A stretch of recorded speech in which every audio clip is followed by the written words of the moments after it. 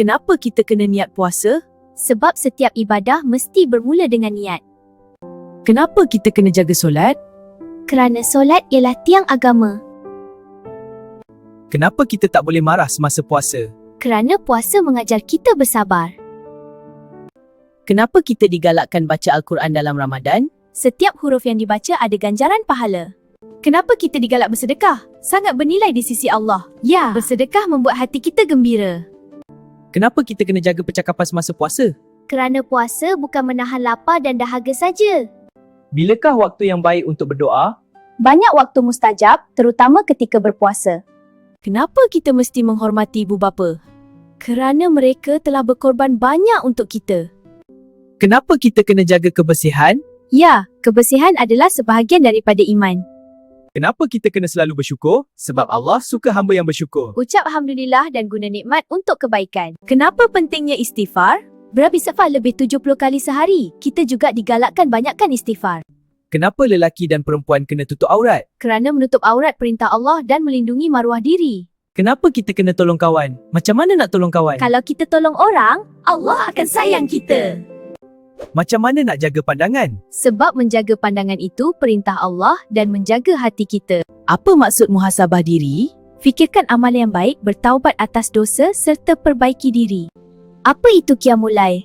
Qiyamul-Lail ialah bangun malam untuk solat. Apa itu nuzul Quran? Bila Al-Quran ialah peristiwa turunnya Al-Quran kepada Nabi Muhammad SAW. Apa itu zikir? Zikir ialah mengingati Allah dengan menyebut nama-namanya. Apa itu zikir? Zikir ialah perbuatan mengingati Allah tertentu kerana berzikir menjadikan hati tenang. Kenapa kita perlu bersabar dalam ujian? Sebab Allah amat menyayangi kita.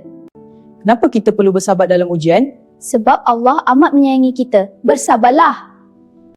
Apa kelebihan 10 malam terakhir? 10 malam yang penuh dengan keberkatan padanya.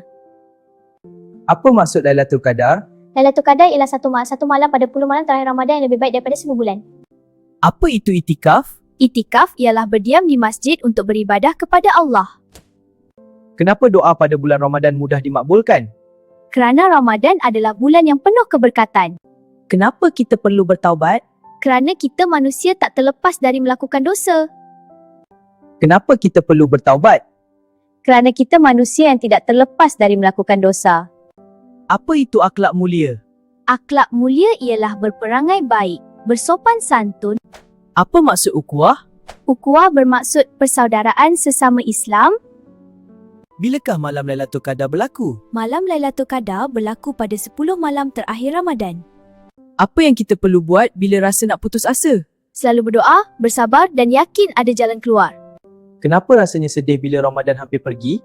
Kerana Ramadan bulan yang penuh rahmat dan berkat. Istiqamah maksudnya terus taat kepada Allah walaupun selepas Ramadan. Betul, jadi amal baik kena buat selalu walaupun sedikit.